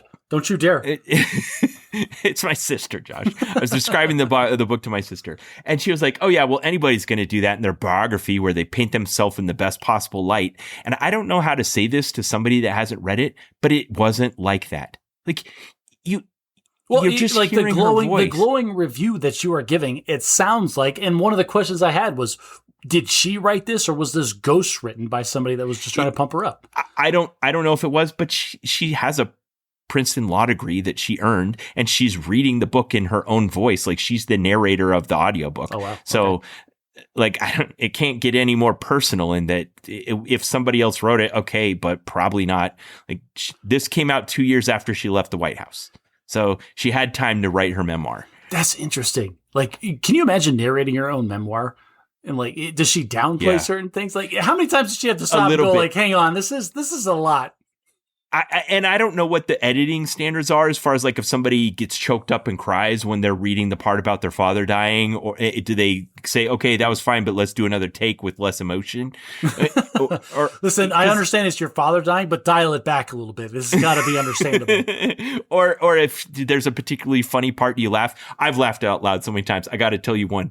She's describing the first time she ever met Barack Obama. So she's working as a junior partner at this law firm, and it's one of her additional duties as a junior partner is to be like the sponsor of the new interns as they come in. Okay. So he comes to their law firm from Harvard University as an intern, and it's her job to like introduce him to people and take him to social events with her and stuff like that. And they have lunch together for the first time, and she's describing how in her mind she's thinking how little she has in common with this guy. And then at the end, after lunch, he goes outside and lights up a cigarette, and she hates smokers, hates them. And she's like, okay, that was the last straw. I'm never gonna make this relationship is never gonna come to anything. And that is such a hilarious thing for someone to say that, ends up marrying somebody. Oh, that's so funny. That's just great. Yes, I love that. I know. It was delightful. So highly recommended. There's I'm not. I'm just now getting to the part where they're describing the wedding. So I think I'm only like halfway through the book, and I'm just enjoying the heck out of it. I don't see how it's going to get worse. Now I'm excited to learn all the stuff that they learn about, what it's like to. I don't think I've ever read anything where I feel like they're actually telling me the truth about what it's like to be the part of the presidency. And she hasn't even gotten to the campaign yet. I'm sure that's going to be. Oh, there's one other thing I forgot to say. As a child in Chicago at this magnet school she went to, there was another girl her age that was the oldest daughter of the Reverend Jesse Jackson. Oh, wow. And she ended up getting a little bit wrapped up in her life. And it was interesting for her to see the contrast between a family from the south side of Chicago that's just kind of focused on keeping their head down, not sticking out, trying to earn a better life for themselves, trying to live the American dream, versus the daughter of the Reverend Jesse Jackson, who's trying to influence all of society and everything. And her getting pulled at this girl's like social events and political campaigns and rallies and picketing and all that kind of stuff, and contrasting those two lifestyles and mindsets. So that's such a double-edged sword, talking like on the one side of that being like trying not to get swept up in the gravity of some big personality like that. But on the other side of the spectrum, it's so disgusting about how much our society is based on it's not what you know, it's who you know. And yeah, her family sacrificed and scrimped and whatever to get her into this magnet school. But clearly that gave her opportunities that she wasn't going to have otherwise. Yeah, no doubt. And she tells all of that through the lens of being aware of both the opportunities that she did get and the ones that she didn't, and where they did and didn't come from. People, you cannot work yourself. Like, you can't start at some random job and end up being rich. That doesn't happen. It doesn't happen. It happens to people that have these opportunities that are in the sphere of influence. They get sucked into the gravity of other people. I guess I'll agree with that in the respect that sometimes the stuff that happens is just pure dumb luck. And like her meeting Barack Obama was pure dumb luck. Just she happened to be there when he came. They fell in love. They got married, and she ended up becoming, the first ever black first lady. And I'm not trying to take away from any of those accomplishments at all. I'm just trying to tie this back to, Outliers by Malcolm Gladwell? Yeah. Oh, yeah. That's what I'm talking about. He basically just makes the point that it's a combination of all of those factors. Yeah, it's not just you have to be incredibly intelligent and amazingly capable, as Michelle Obama clearly is, but you also have to have these random dumb luck opportunities like that. All right, Josh. So let's do a quick Board Game Survivor. I guess we'll call it. This last week was the release of a new Magic the Gathering Universes Beyond set, The Hobbit. This is the second Universes Beyond visit to the world of J.R.R. Tolkien to Middle-earth. And Josh, if Universes is Beyond is wrong, I don't want to be right.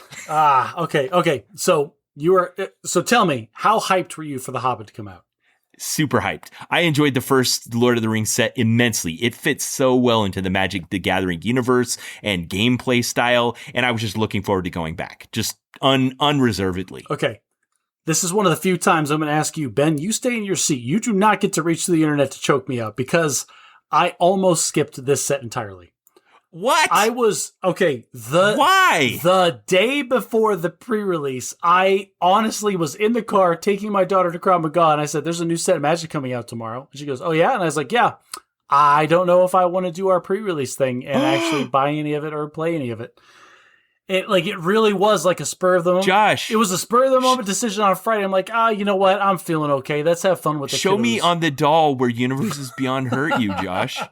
all of it, Ben. They've hurt me multiple times. I feel like I'm being thrown in a truck. Even the Lord of the Rings, I feel like that set was just so guileless. Like, it was just such an earnest send-up of how do you do Middle-earth in Magic the Gathering. It was so good, first one. All right, so I don't know what it is. Like, my interest in my hobbies waxes and wanes. Just like it's a normal ebb and flow. And there was, coming out of MagicCon in Vegas, I was super on the Magic train for a long time. I was playing online again. And then it kind of waned a bit. And then, what was the last set? Oh, the Marvel Superheroes set came out. And I was so just like, just bleh. Okay, so this just hit you at a lull period. It wasn't necessarily the sins of the fathers. Or it was the sins of the fathers. Kinda, yeah. I was just like, oh great, we're getting another Universes Beyond set. Like, at least it's kind of tied into fantasy stuff, but like, I don't know. I was so just meh on the whole thing. I almost didn't buy any product. But wow. But In the end, I did our normal new standard thing, which is on my way home from work, I bought a box of play boosters. I sat down with my 2 kids and my son's friend who plays Magic, and we did our own little sealed tournament in our house. Okay. But I want to keep drinking the haterade for a sec. So, because I think it's important to examine this in the greater context. Here's the point I want to make that I make sometimes about like why I enjoy films better than books sometimes. It's because it isn't just the love and care and expertise and creativity of one person. It's a whole team of people. And you can feel that with this. Did you happen to get pre-release kits for this? No. This is the problem about doing it at home. Like, none of my LGSs will sell me a pre-release kit unless I'm going to sit down at the place. If there is any cash-grabbing cynicism to be found behind Magic the Gathering, Universes Beyond, The Hobbit, I don't know where you would find it. Because it is just dripping with love and affection for this universe and these characters. And I want to use the pre-release box as the example. Okay. I'll find a picture on the internet and show you guys, or dig mine out of the trash. But the way the pre-release box comes is it's lately it's been the same thing. Inside is 6 packs of sealed regular product, 1 pack of a sealed like pre-release stuff that has a few like fancy lands and a bonus foil card that's a rare from the set, a dice with the logo of the set, and then it's all boxed up real nicely in a way that if you build a draft deck, it'll all fit in there and you can use it to play the event. This thing looks on the outside like the Shire. Just golden, beautiful rolling hillsides and tiny paths, and it immediately pulls you in. And you pull the little perforated zip on the side and open it up, and it's bag end. Right on the front is a token that's in the shape of a round door. And if you punch it out and pull it out, there's a beautiful little meal that Bilbo and the dwarves enjoyed before they set off on their adventure. And there's a big mural that almost looks like Leonardo da Vinci's The Last Supper of Bilbo and the dwarves around the table inside of Bag End in the Shire, getting ready to leave on their adventure. And it's beautiful and immersive, and it comes from a place of love and appreciation, and it worked on me so good. Oh, I just love that I get to be the rain cloud to spoil your parade. Okay, good, you ready? good. Okay, yeah, first of all, this is why people tune into this podcast. First of all, Bilbo famously, canonically, did not enjoy that meal, okay? These were a bunch of dwarves that bust into his house and ate all of his food uninvited. Let's be clear on that one. That may be the way it's depicted in the photo. Second, okay, yes, love and like you're talking about all the love and effort and energy that was put into this set. Ben, we cannot forget that the first Lord of the Rings Universes Beyond set was the highest grossing set that made the most money for the company of anything that has ever happened. And I put the blame of Universes Beyond squarely on the shoulders of the success of the original Lord of the Rings set.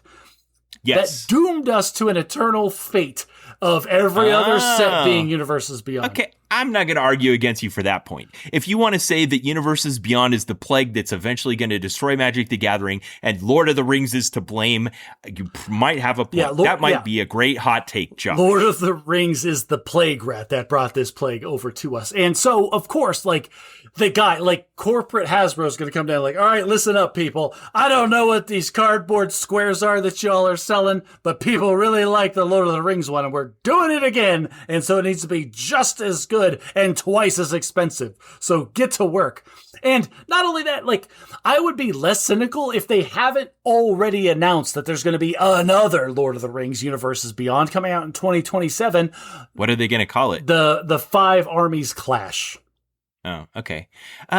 That's fine, Josh. I get that when people make a little bit of money doing a thing, they're like, let's do more of that thing and make even more money. And if that's all that happened, it wouldn't be a good set. What was your experience playing the set? Okay, well, before I talk about that, I will concede that I can tell that love and affection, like regardless of all of the corporate overlords, love and affection did go into this, and I can pinpoint it down to one thing.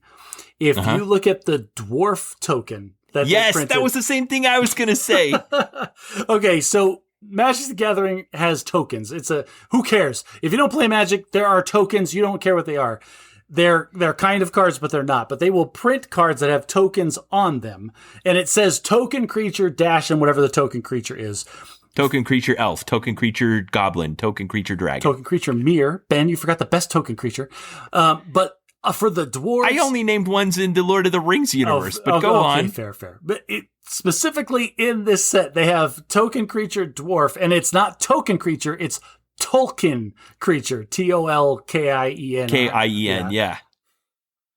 Yeah. And you'd completely miss it if you weren't looking for it. So I did a draft yesterday with 6 other people, and somebody pointed that out to me, and so we had one in front of us, and I picked it up and looked at it. Sure enough, it said Tolkien creature on it, and that's just so delicious and wonderful. That's such a stupid nerd joke, and yeah, that right there illustrates, because they had to create a whole new template for that. Like, there was a bunch of hoops that they had to jump through to make that a thing, and they did, and so yes, clearly people cared about it. Okay, so I want to fight back against the cynicism a little bit, because I have to balance you out, because that's what we do. And I get that when something is a success, there's that natural urge that takes on the corporate flavor of potentially snowballing out of control. Look at Spider-Man 3. Look at, pick your favorite sequel of ire. It also brings us things like Toy Story 2 or one you love to hate, Top Gun Maverick. Oh, God, it's so bad. Why do you like that movie so much? Josh, you're the only one. And that might not have even existed if there hadn't been some corporate greed, but then that found a creative champion that turned it into something truly great. You're like 3 seconds from talking about corporate synergy, Ben. Like, stop it. It does go wrong sometime. No doubt it goes wrong. That there's just bloat and greed and interference, and it's not the right mix of creative people and people that care and people that have sufficient creative control, and it goes out of control and turns into a bad thing that just feels bad as a fan. They ruined my thing I love. Yeah, kind of. And here's the thing, like, I keep talking about the next tattoo I'm going to get is a Magic the Gathering tattoo. And I'm saying that on the back of, I have loved this game, and it has been a constant in my life for 20 plus years 20 now. years, yeah. But the vector that they are on, okay, all right, I don't know if I'm still going to love it in 20 years. Now, having said that, I did come to this realization, and this set was part of that. I was cracking packs open, and I was going through them, and I was just like lackluster, like, okay, cool. It's Tolkien and The Hobbit. The Hobbit was a bad book. It was a bunch, like, my kids were like, oh, The Hobbit was such a great story. I'm like, okay, dial it back. It was a bunch of bedtime stories that Tolkien, like, dang, you're such a buzzkill sometimes, I really Josh. was on. Let your kids have their moments. I was a super buzzkill on this one. I didn't mean to be. But then I realized, like, in the middle of that speech of me being Mr. Buzzkill, I thought to myself, you know what? Is this on purpose?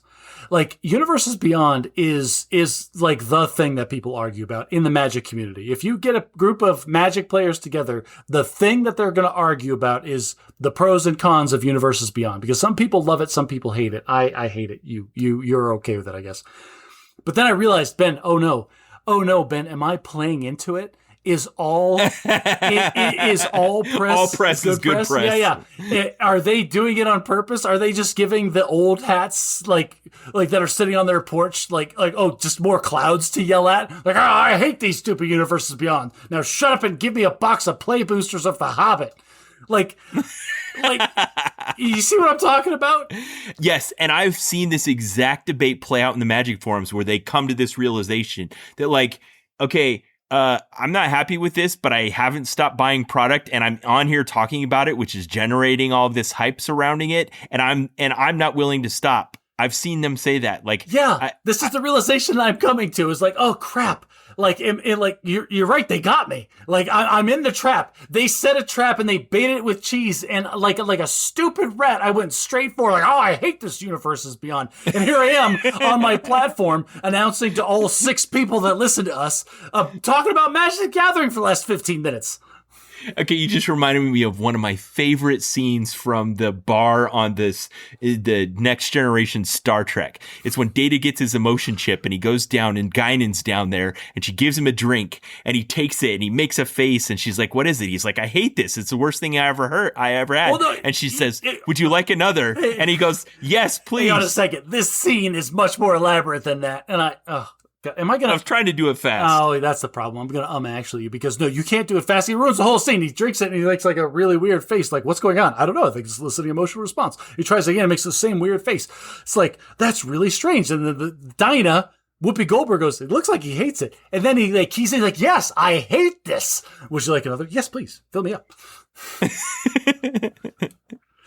Yeah. And, people like bitter drinks and sad stories and horror movies and things that make them feel stuff, even if it isn't necessarily elation and pride. And this is my problem. I'm the old guy on my front porch yelling about how Universes Beyond is destroying this magnificent game. And then the kids that are in my house that are walking by are like, "Oh, he's talking about a magnificent game that has a bunch of IP that I enjoy. I wonder what that's all about." And then I did it. I propagated this stupid Universes Beyond into the future.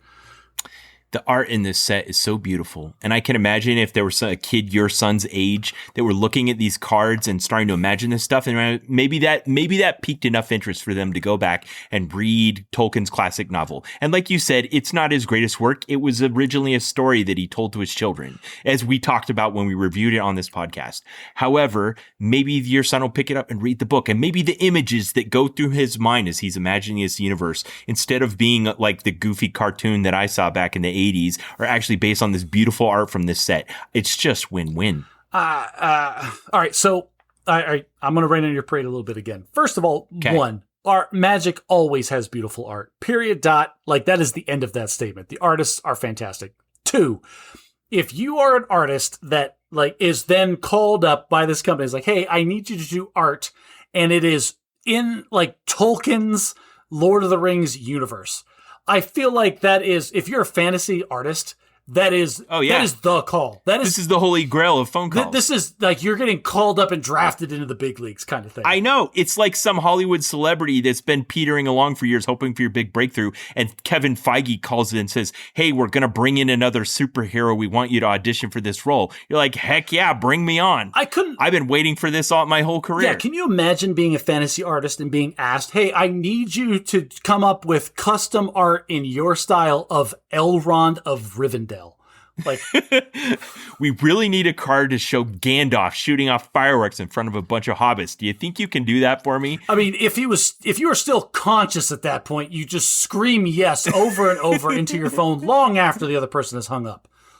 And that's what I'm talking about. How can they not approach it with love and affection? The mechanics are fun. The set is cool. I had a great time. 2 thumbs up, recommended. I am lukewarm on the whole thing, but at the same time, I absolutely dominated with the wolf synergy deck. I know. I've really done well with the green-black, creature 4 power greater stuff. Yep. Listeners, we did have a main segment planned, but we need to give it its due time period, and we're out of time. I've only eaten once today, and I've kept Josh late, so he's got places to go, people to see, things to do. So if you have something that we talked about that you want to sound off on, you want to talk about the Spider-Man movie, you want to talk about magic, you want to talk about dogs at daycares, or we'd love to hear what you have to say. Join us on social media. If you like what we do, consider sharing us with a friend. If you like us, maybe your friends will like us too. If you really want to show us some love, consider taking your phone out of your pocket, giving us a good review on the podcast player of your choice. It's amazing the visibility we get from that. And if you want me to rant about everything from the dogs to the Universes Beyond to what else did I rant about? Spider-Man? Like positive and negative rants from now until the end of time, consider becoming a patron on our Patreon page. And until next time, try to be a little less bad at magic.